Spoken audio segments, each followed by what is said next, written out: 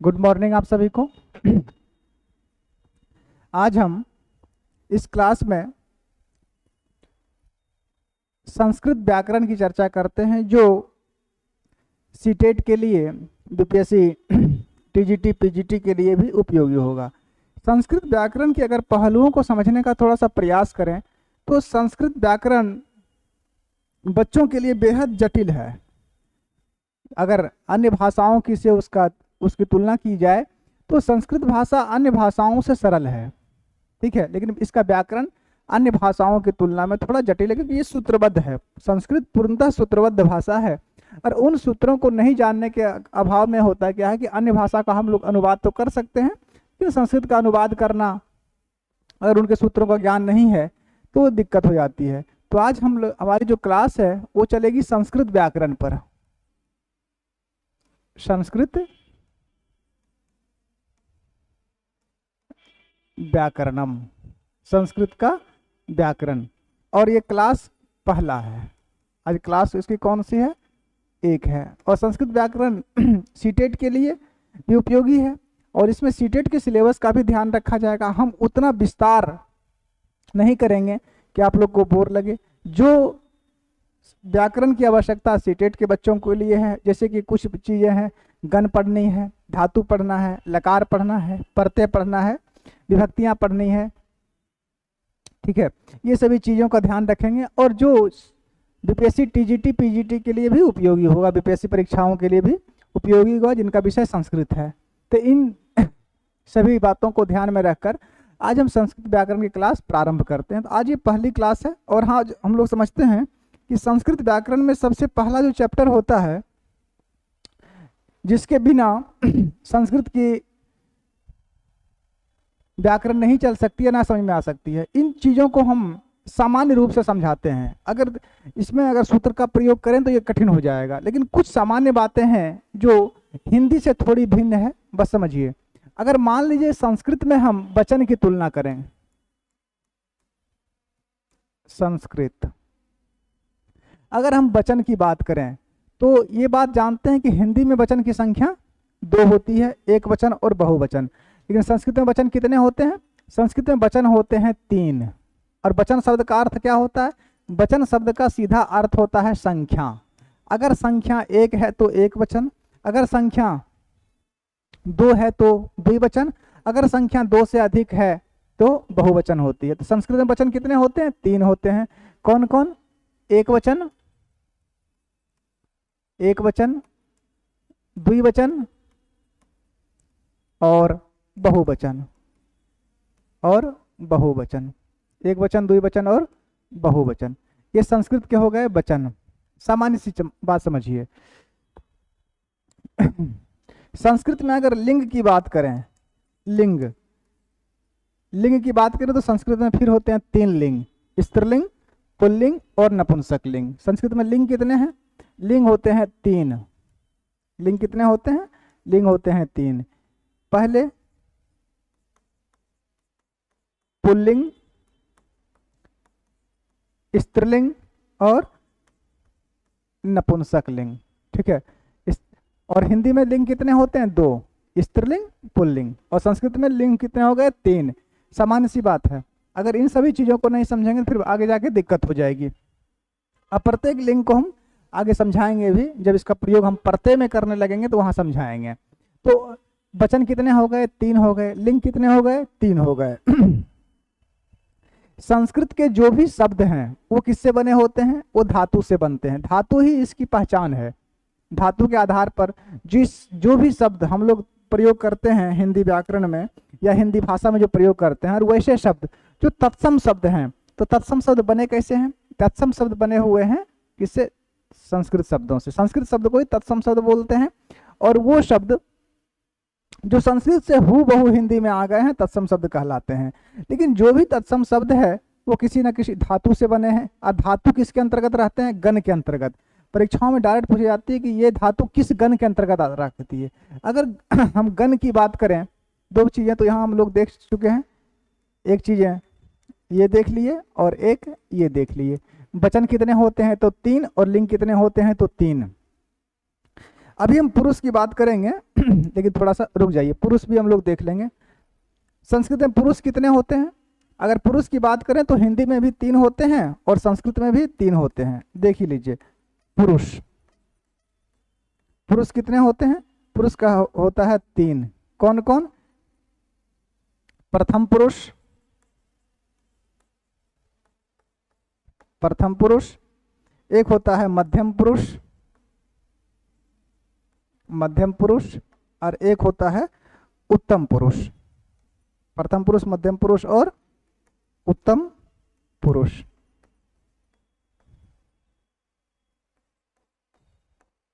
संस्कृत में पुरुष भी 3 हैं, प्रथम पुरुष, मध्यम पुरुष और उत्तम पुरुष।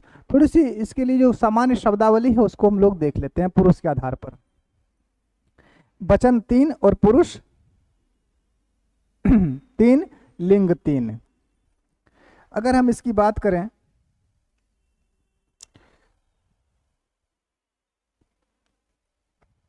देखिए यहाँ पर अगर इधर हम लिखें, एक चार्ट बना लीजिए, ये इसमें हिंदी संस्कृत दोनों लिख देते हैं और ये सभी शब्द हमेशा आपको मिलते रहेंगे। जैसे मान लीजिए हम इधर लिखे प्रथम पुरुष, प्रथम पुरुष, उसके बाद लिखे मध्यम पुरुष, मध्यम पुरुष, और इधर लिख दिए उत्तम पुरुष, उत्तम पुरुष। ठीक है, ये हो गया एक वचन। ये क्या हो गया? एक वचन, अर्थात संख्या कितनी है? तो 1 है। ये हो गया द्विवचन, अर्थात संख्या कितनी है? 2 है। और ये कितनी है? बहुवचन, अर्थात संख्या कितनी है? तो 2 से अधिक है।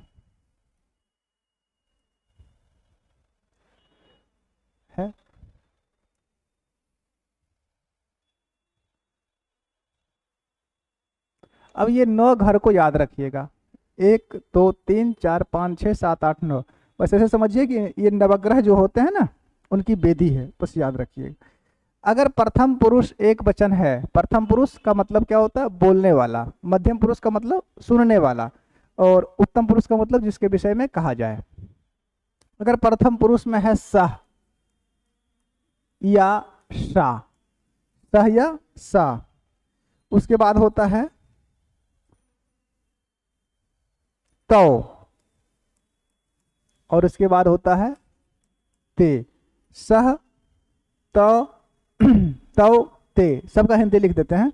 उसके बाद होता है त्वम, त्वम, उसके बाद होता है युवाम, त्वम, युवाम, और एक होता है यूयम, त्वम, युवाम और यूयम। ठीक है, उसके बाद आ जाइए अहम। देखिए अहम एक सर्वनाम है ये। अब थोड़ा सा अहम के बारे में जान लीजिए। अहम क्या है? ये सर्वनाम है। अगर बाबू बात ये ऐसे रहे, अगर अहम ये रहे, अगर अहम ये रहे और अगर अहम ये रहे, तो तीनों में अंतर है। देखो अहम तीनों है, पढ़ा तीनों को अहम ही जाएगा। इस अहम का मतलब होता है घमंड।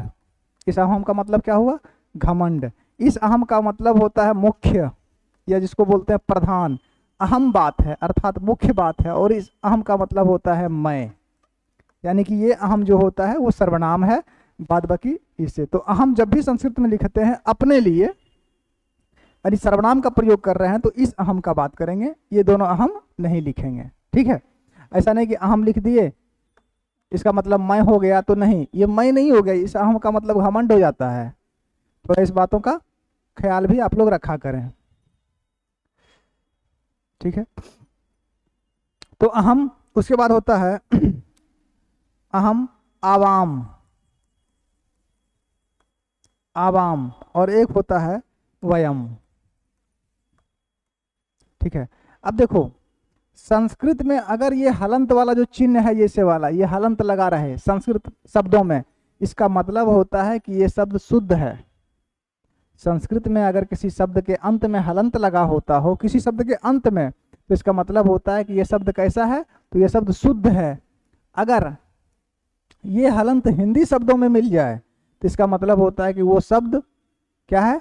अधूरा है, या उस शब्द में कुछ बातें छुपी हुई है। जैसे एक शब्द लिखते हैं महत, महत। अब इसलिए महत में लगाया क्योंकि महत शब्द ही संस्कृत का है। अगर किसी शब्द के बीच में हलंत आ जाए, जैसे लिखते हैं विद्यालय, जैसे क्या लिखते हैं हम लोग, विद्यालय, तो यहाँ पे य में क्या लगा, हलंत लग गया। तो इसका मतलब क्या हुआ कि यहाँ पे ये द है, ये द आधा है। तो अगर किसी शब्द के बीच में हलंत लगा रहता हो तो इसका मतलब है कि वो शब्द आधा है। और संस्कृत में अगर किसी शब्द के अंत में लगा रहता है इसका मतलब है कि वो शब्द क्या है, वो शब्द शुद्ध है। अब इसका हिंदी लिख लीजिए, जैसे कि सह और सा, तो सह का प्रयोग जो होता है वो पुल्लिंग के लिए होता है और सा का प्रयोग स्त्रीलिंग के लिए होता है। दोनों का हिंदी क्या होता है, वह। तो तो का मतलब होता है वे दोनों, अर्थात ये द्विवचन का शब्द है, वे दोनों, अर्थात ये द्विवचन का शब्द है। और ते का मतलब होता है वे शव, वे शव, या वे सभी बोल सकते हैं इसको, तो ये बहुवचन हो गया। त्वम का मतलब होता है तुम। अब ये अंग्रेजी नहीं है, ठीक ना, अंग्रेजी में यू का मतलब तुम भी होता है और आप भी होता है, लेकिन संस्कृत में त्वम का मतलब सिर्फ तुम होता है और आपका संस्कृत भवान होता है। अगर भवान शब्द रहे तो भवान का मतलब क्या होता है, भवान का मतलब होता है आप, ठीक है। अंग्रेजी नहीं है कि तुम मतलब तुम और आप दोनों, नहीं, भवान का मतलब आप, ठीक है। अगर युयाम रहे, युवाम, तो युवाम का मतलब होता है तुम दोनों, तुम दोनों। और एक है युयम, युयम का मतलब होता है तुम सब। हिंदी क्या हो गया इसका, तुम सब। लग रहा है ना बच्चा जैसा पढ़ा रहे हैं, इसलिए क्योंकि आप लोग का संस्कृत कितना अच्छा है। अगर हम थोड़ा सा सूत्रबद्ध होकर पढ़ाना शुरू कर दें, आप लोग सर छोड़ दीजिए पढ़ाई लिखाई, हम लोग चलते हैं कुंभ नहाने और वहीं रह जाएंगे। पढ़ाई लिखाई से कोई लेना देना हम लोग का नहीं है। लेकिन सीटेट के लिए या बीपीएससी के लिए उतनी अधिक आवश्यकता नहीं है कि हम नेट जेआरएफ के लेवल का पढ़ावें। तो उतनी अगर आवश्यकता रहेगी तो नेट जेआरएफ का बैच में फिर पढ़ाएंगे। अभी जो बातें चल रही वो सीटेट के लिए परम अनिवार्य है। और टीजीटी पीजीटी बिहार में जो परीक्षाएं हो रही है उसमें ऐसी भी कोई जान नहीं है, ठीक है, उसके लिए व्याकरण पर्याप्त हो जाएगा। अहम, अहम का मतलब क्या होता है, मैं। अहम का हिंदी क्या हो गया, मैं। आवाम, आवाम का मतलब क्या हो गया, हम दोनों। आवाम का हिंदी क्या हो गया, हम दोनों। और एक है वयम, वयम का मतलब होता है हम सब, हम सब। इन जो ये 9 घर बताए हैं इसको याद रखिएगा, ये भविष्य में फिर आपको बहुत मदद करेगा समझने में। अगर नहीं लिखें तो इसको लिखिए जल्दी।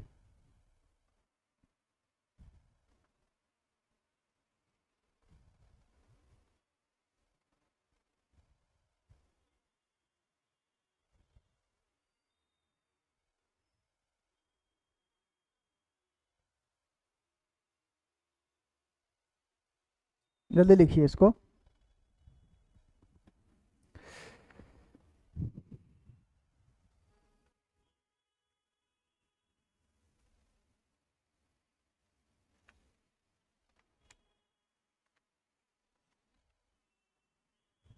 हो गया। अब चलिए थोड़ा सा आगे और चलते हैं। छोटी छोटी बातें हैं, छोटा छोटा टॉपिक है लेकिन बहुत कल्याणकारी है। संस्कृत व्याकरण की आज ये पहली क्लास है और पहली क्लास में आप लोग को वचन बताया। वचन का मतलब क्या होता है, संख्या। और संस्कृत में वचन कितने होते हैं, 3। संस्कृत वचन कितने हैं, 3। लिंग कितने होते हैं, 3। पुरुष कितने होते हैं, 3। और ये कुछ प्रथम पुरुष, मध्यम पुरुष, उत्तम पुरुष में जो प्रमुख शब्द होता है उसको बता दिए हैं। इन शब्दों का हिंदी याद रहे तो वाक्य बनाने में जब लकार पढ़ाएंगे उस समय ये काम आएगा। पढ़ते पढ़ाते समय ये फिर आप लोगों का मदद करेगा। आगे देखते हैं हम लोग थोड़ा सा एक चीज और, सुबंत प्रकरण। एक चैप्टर है आप लोग का, छोटा सा चैप्टर है, ज्यादा नहीं, बड़ा नहीं, छोटा सा चैप्टर इसलिए बोले कि जितना जरूरत है उतना ही बताएंगे। सुबंत प्रकरण बहुत बड़ा चैप्टर होता है, लगभग 1 महीना चलेगा ये, अगर इसको सही रूप से पढ़ाने लगे तो उतना दिन में। अब प्रश्न कितना आएगा सीटेट में या बीपीएससी में, 1 प्रश्न आएगा, तो उतना विस्तार की आवश्यकता नहीं, जितना प्रश्न पूछेगा उतना समझ लीजिए। चलिए, सुबंत प्रकरण, सुबंत प्रकरण, ये छोटा सा टॉपिक है, इसको समझिए। देखिए, होता क्या है कि संस्कृत भाषा में सु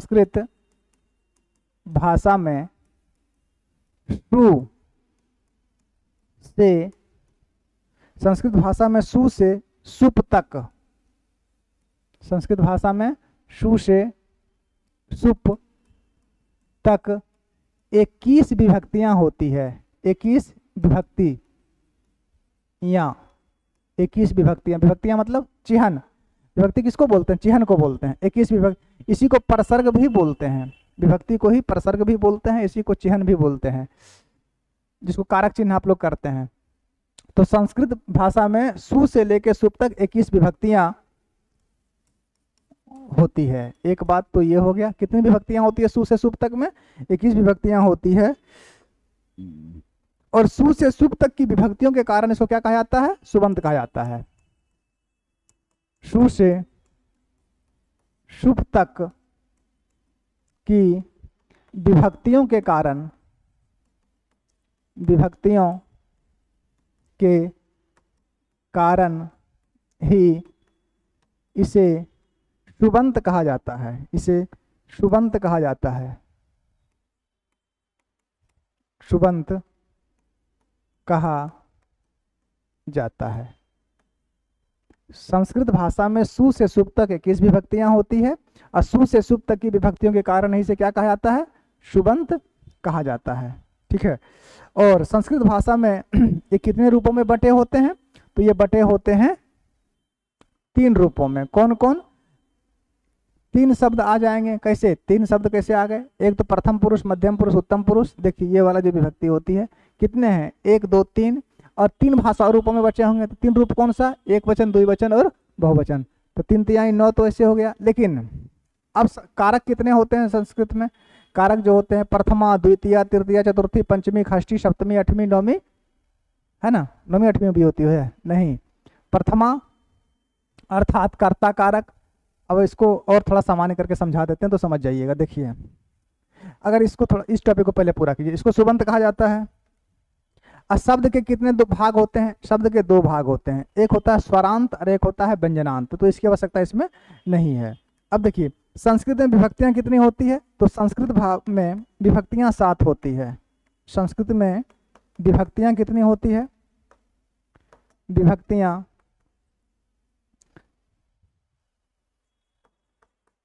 7 होती है।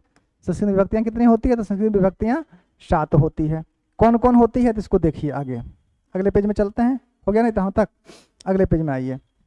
जैसे बोल दे हम लोग, अगर कारक की बात करें, कारक, तो कारक में देखिए पहला कौन सा होता है? पहला होता है कर्ता। पहला क्या हुआ? कर्ता। दूसरा कर्म, करण, संप्रदान, आपादान। आपादान नहीं होता, अपादान होता है। कर्ता, कर्म, कर्ता, कर्म, करण, संप्रदान, आपादान, संबंध, संबंध, अधिकरण, और एक होता है 8वां में संबोधन। परंतु संस्कृत में संबोधन जो है, संबोधन का मतलब क्या होता है? पुकारना। तो पुकारा किसको जाता है? कर्ता को ही पुकारा जाता है ना। इसीलिए संबोधन कारक संस्कृत में नहीं होता है, बल्कि 1 से लेकर 7 तक ही होता है। तो संस्कृत में विभक्तियां किसकी, जो बोला ना कि संस्कृत में विभक्तियां कितनी होती है? 7 होती है। 7 कहाँ से कहाँ तक होती है? तो कर्ता से लेके अधिकरण तक, बस इसी 7 विभक्ति का प्रयोग होता है। क्यों? क्योंकि अधिक संबोधन का मतलब होता है पुकारना, किसी को संबोधित करना कि राम यहाँ आओ। तो राम यहाँ आओ में राम क्या था? राम कर्ता भी है और संबोधन भी है। ठीक है। तो राम, तो ये विभक्ति जो 8वीं है संबोधन, ये चला जाता है कर्ता में। इसलिए संस्कृत में विभक्तियां कितनी होती है? 7 होती है। कहाँ से कहाँ तक? तो कर्ता से लेके अधिकरण तक। देखिए कर्ता पहले था ना, जिसको बोलते हैं प्रथमा। कर्ता पहले था, इसको क्या बोलेंगे? प्रथमा। कर्म दूसरे नंबर पर है, तो इसको बोलते हैं द्वितीया। तो क्या बोलते हैं? द्वितीया। करण तीसरे नंबर पर है, तो इसको बोलते हैं तृतीया। उसके बाद आप संप्रदान चौथे नंबर पर है, तो इसको बोलते हैं चतुर्थी। आपादान 5वें, तो इसमें पंचमी। अगर प्रथमा विभक्ति बोले, अर्थात एक कर्ता कारक की बात कर रहा है, द्वितीय विभक्ति बोले अर्थात एक कर्म कारक की बात कर रहा है, तृतीय विभक्ति करण कारक, चतुर्थी विभक्ति संप्रदान कारक, पंचमी विभक्ति आपादान कारक, षष्ठी विभक्ति संबंध कारक और अंत में सप्तमी विभक्ति अधिकरण कारक। अब अगर इसके हम चिन्ह की बात करें हिंदी में तो इसका चिन्ह क्या होता है? इसी को बोलते हैं विभक्ति, विभक्ति या इसी को बोलते हैं प्रसर्ग, इसी को बोलते हैं चिह्न। चिन्ह नहीं होता, चिह्न होता है। इसको देखिए, कर्ता का चिन्ह क्या होता है? कर्ता ने कर्म को करण से या द्वारा, कर्ता ने कर्म को करण से, संप्रदान के लिए आपादान से। अब देखिए यहाँ पे जो संबंध था करण का चिन्ह है से, और यहाँ अंतर क्या है? यहाँ पे जो संबंध से है तो इसका मतलब है ये लगाव हुआ है, किसी से जुड़ा हुआ है, तो यहाँ से। और यहाँ आपादान में जो से इसका मतलब है कि अलग हो रहा है। तो आपादान से संबंध का, के, की, अधिकरण में और पर, में और पर, बस ये इसकी विभक्तियां होती है।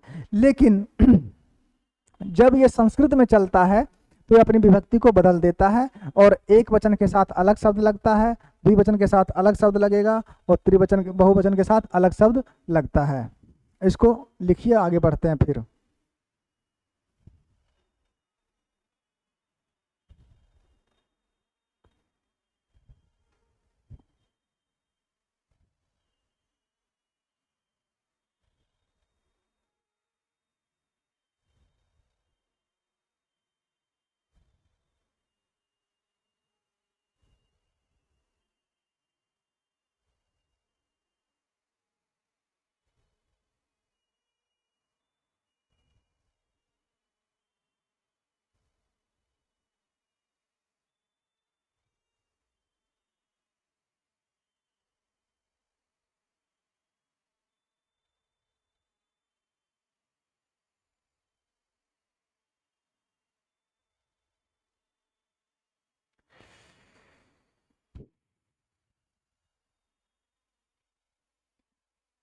अब इसको देखिए, इसका प्रसर्ग कैसे लगेगा, इसको हम लगा के आप लोग को दिखाते हैं।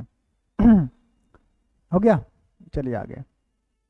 अगर हम लिखें इधर प्रथमा, प्रथमा, प्रथमा का मतलब कर्ता कारक, द्वितीया कर्म, तृतीया करण,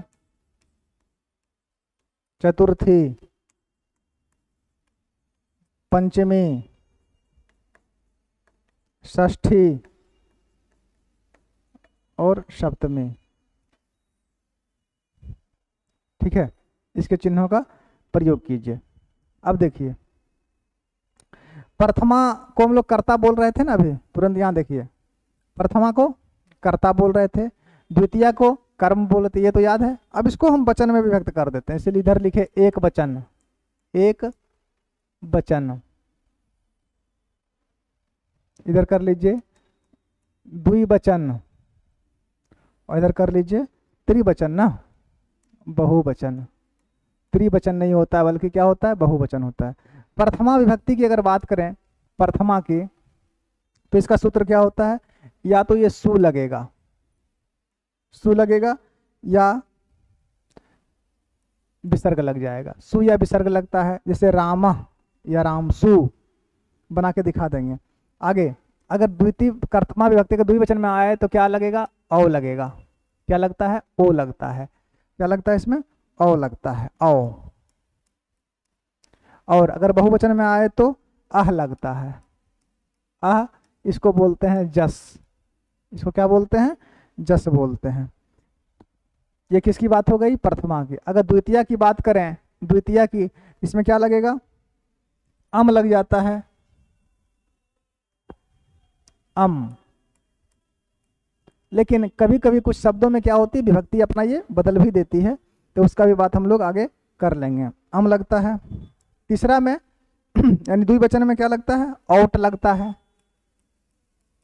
औट लगता है, या औट के स्थान पर औ भी लगाते हैं, कुछ शब्दों में औ भी लगता है, और बहुवचन में जब आएगा तो ये क्या लग जाता है, अन लगता है।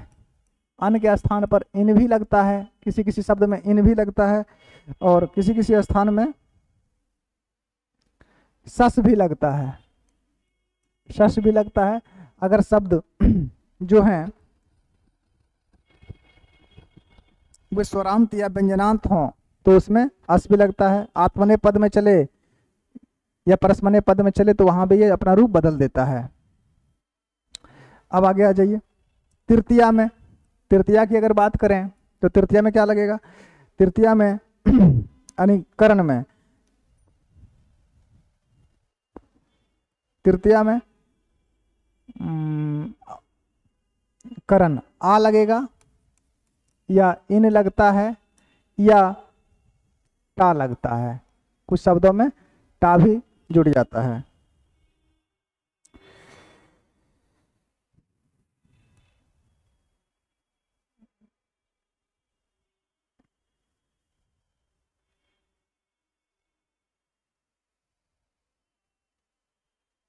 चलिए आगे टा लग गया। तृतीया का एक वचन, द्विवचन में आ जाइए तो भ्याम लग जाता है। बहुवचन में, द्विवचन में क्या लगेगा, ये लग जाएगा भ्याम। और बहुवचन में तृतीया क्या लगाती है, भी लगाती है, बहुवचन में भी। चतुर्थी विभक्ति की अगर बात करें संप्रदान की तो ए लगता है, क्या लगेगा, ए। बहुवचन में आएगा तो यहाँ भी ये भ्याम ही लगाता है, क्या लगता है, भ्याम। द्विवचन में चतुर्थी विभक्ति बहुवचन में क्या लगाती है, भ्या लगाती है, आधा भ य विसर्ग भ्या। पंचमी विभक्ति की अगर बात करें तो आह या आत लगता है, आह या आत। और बहुवचन में क्या लगेगा, बहुवचन में भ्याम ही रहता है, बहुवचन में भ्याम रहता है। और फिर द्विवचन में, और फिर बहुवचन में भ्या लगता है। 5 तक हो गया। षष्ठी विभक्ति, षष्ठी किसको बोलते हैं, संबंध को। संबंध में क्या लगेगा, अस या लगता है, अश, अश या आधा स या स्य।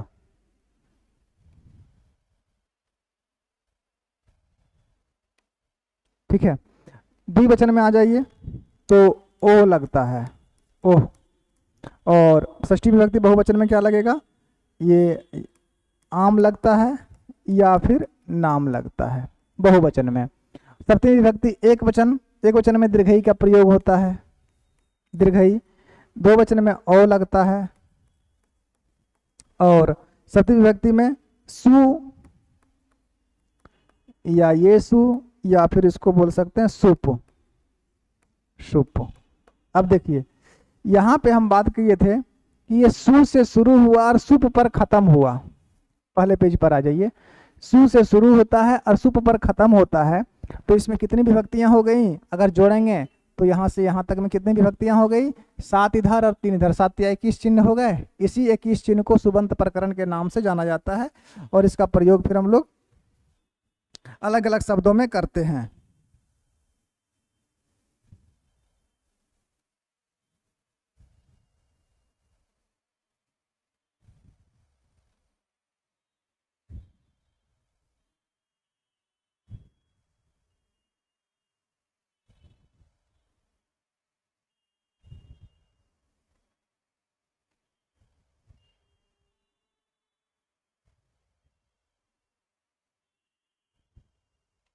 ठीक है, लिख लिए यहाँ तक,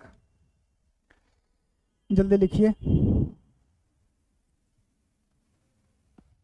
इसके बाद अगर बात करें तो हम, ये छोटा सा टॉपिक था, ये भी इसमें निकल गया।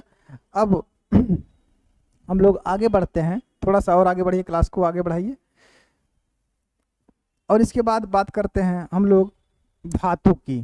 थोड़ी सी बात क्या करते हैं, धातु की, धातु प्रकरण। ये भी उसी रूप में समझाएंगे जितना आप लोगों की आवश्यकता है, क्योंकि धातु संस्कृत में कितने होते हैं, 3300 होते हैं।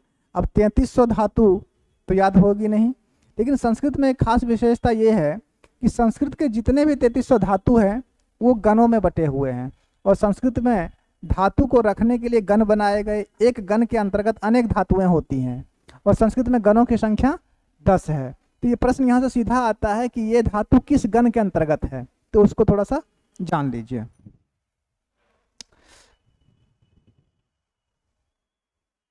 देखिए, संस्कृत के जो भी धातु हैं, अरे संस्कृत के धातु तो संस्कृत में ही होते हैं। धातु को दो रूपों में बांटा गया है। संस्कृत को धातु को कितने रूपों में बांटा गया है? 2 रूपों में। कौन कौन? एक होता है परस्मय पद। एक पहला क्या होता है? पहला होता है परस्मय पद, और दूसरा होता है आत्मनेय पद। दूसरा होता है आत्मनेय पद। एक होता है परस्मय पद और दूसरा होता है आत्मनेय पद। अब परस्मय पद और आत्मनेय पद क्या होती है, इसको थोड़ी सी बात हम बता देते हैं कि परस्मय पद क्या है, आत्मनेय पद क्या है।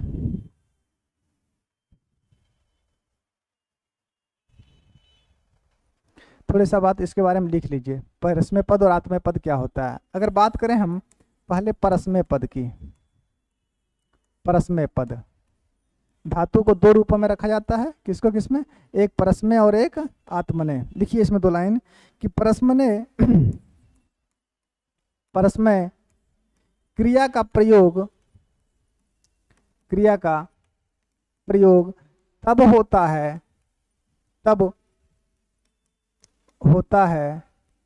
जब परस्मय क्रिया का प्रयोग तब होता है जब क्रिया का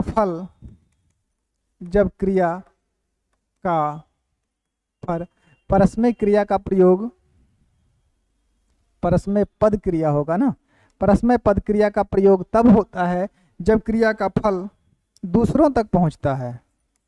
क्रिया का फल दूसरों तक क्या होता है? पहुंचाना, दूसरों तक पहुंचाना होता है। परस्मय क्रिया का प्रयोग तब होता है जब क्रिया का फल दूसरों तक पहुंचाना होता है। परंतु यह भेद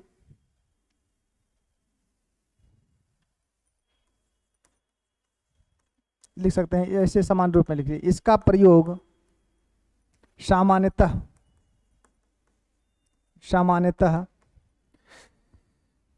पूजन, यज्ञ आदि में संकल्प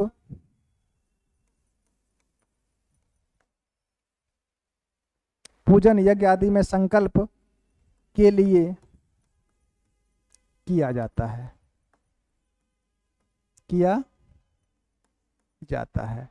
ये सामान्य सी बात हो गई। अब समझिए, परस्मय पद क्रिया का प्रयोग तब होता है जब क्रिया का फल दूसरों तक पहुंचाना होता है। इसका प्रयोग सामान्यतः पूजन यज्ञ आदि में संकल्प के लिए किया जाता है। जब पंडित जी पूजा करवाने आते हैं तो एक संकल्प करवाते होंगे, विष्णु विष्णु विष्णु, ये मंत्र का शुरू होता है। अब मंत्र पढ़ के क्लास में हम नहीं बतावे ना, तो पता चलेगा क्लास में हवन होने लगी है, अलग पूजा विधान चलने लगी है। तो परस का, देखिए पर का मतलब होता है दूसरा। जहां दूसरों के कल्याण के लिए या दूसरों के लिए कोई बात कही जाती है वो परस्मय पद होती है, और जहां अपने लिए बात कही जाती है वो आत्मनेय पद होती है। तो परस्मय पद क्रिया का प्रयोग कहाँ होता है? परस्मय पद क्रिया का प्रयोग तब होता है जब क्रिया का फल दूसरों तक पहुंचाना होता है। इसका प्रयोग सामान्यतः पूजन यज्ञ आदि में संकल्प के लिए किया जाता है। समझ गए? आगे लिखिए, आत्मनेय पद।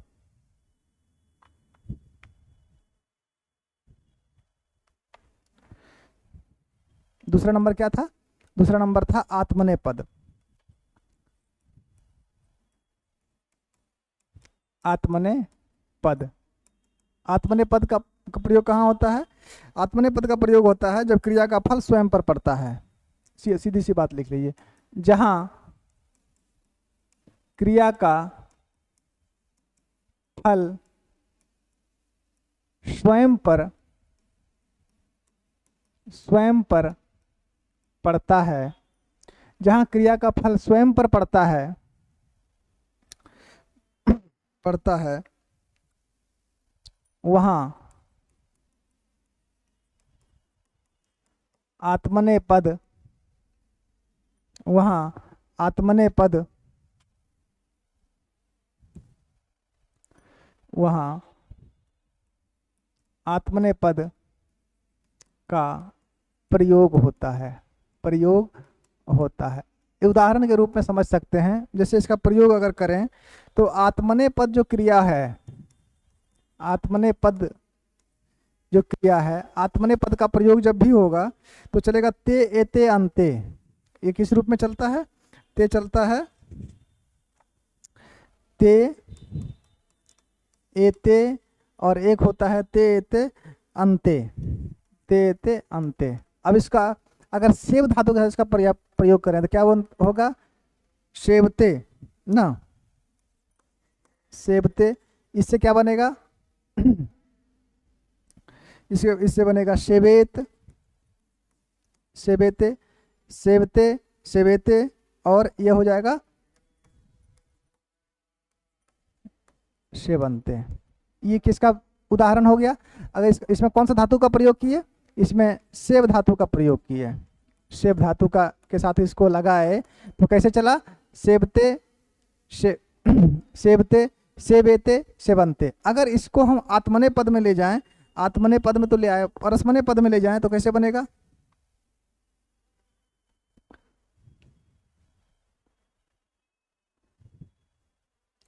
अगर इसको हम परस्मय पद में ले जाएं,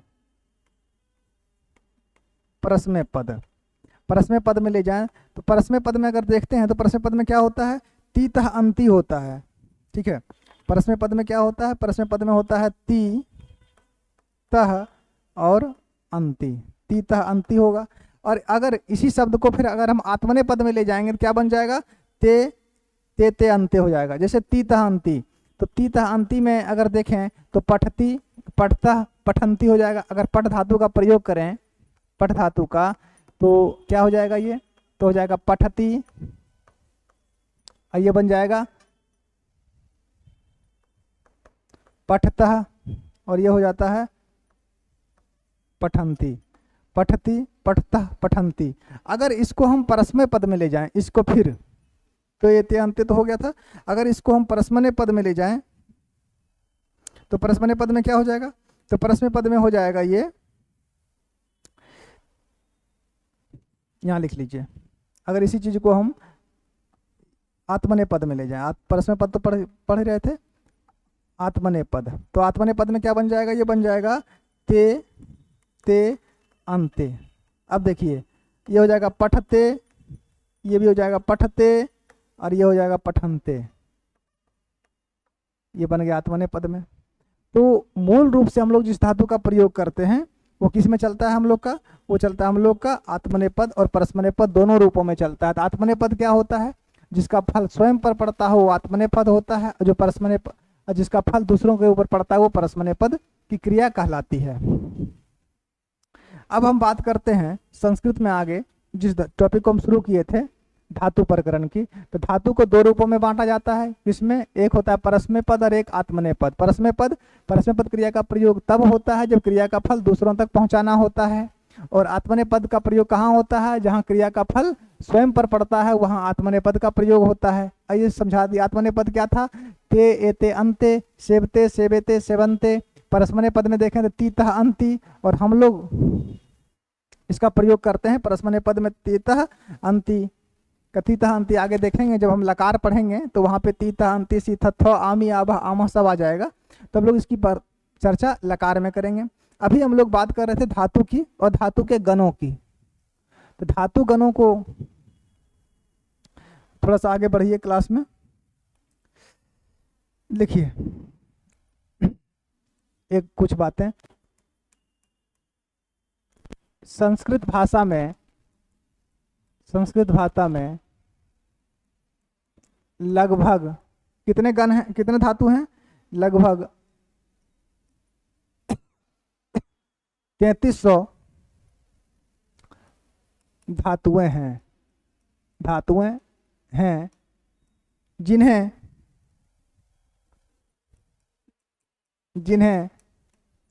10,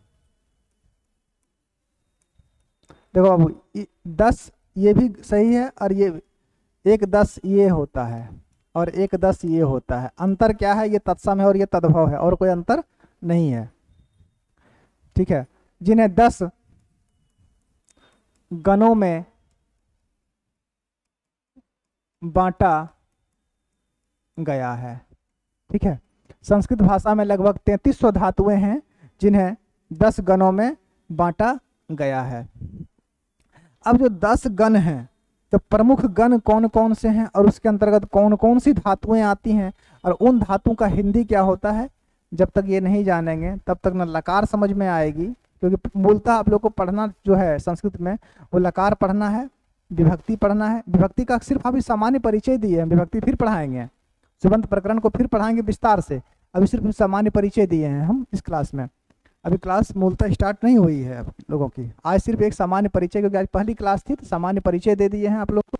और इसके बाद हम लोग बात करेंगे अगले क्लास से। तो जब अगले क्लास में लकार प्रत्यय ये सब चीज़ों को पर ध्यान देंगे तो वहाँ पे हम लोग बात करेंगे इसके बारे में। तो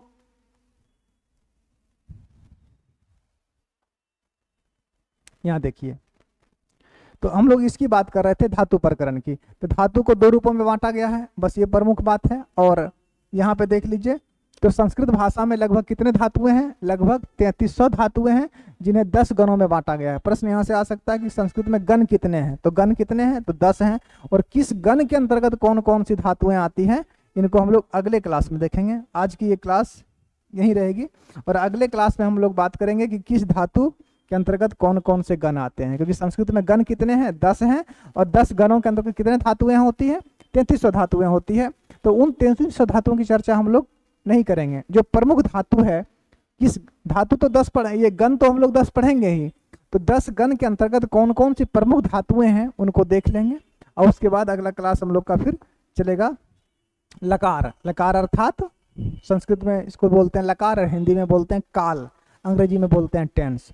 लकार पढ़ने के बाद समझ में आएगा कि कुछ हम लोगों को आ रहा है और अब सफलता मिल जाएगी। तो आज के इस क्लास में इतना ही, अगले क्लास में हम लोग फिर मिलते हैं और बात करेंगे आगे। तो आज की इस क्लास में यहीं तक रहने दीजिए कि संस्कृत भाषा में लगभग 33,000 धातुएं हैं जिन्हें 10 गणों में बांटा गया है। कि अगर गण और धातु अभी शुरू कर दे तो क्लास बहुत लंबी हो जाएगी, क्योंकि 10 गण के अंतर्गत जो प्रमुख धातुएं हैं कम से कम 5-6 भी लिखाना, फिर उसका हिंदी अनुवाद करके बताना कि उसका हिंदी क्या होता है, क्योंकि बिना हिंदी का धातु आप लोग के लिए वैसे ही है जैसे कूड़ा, तो वो समझ में नहीं आएगी। इसलिए अगले क्लास में हम लोग 10 गण और धातु को देखेंगे। आज के लिए इतना ही, धन्यवाद।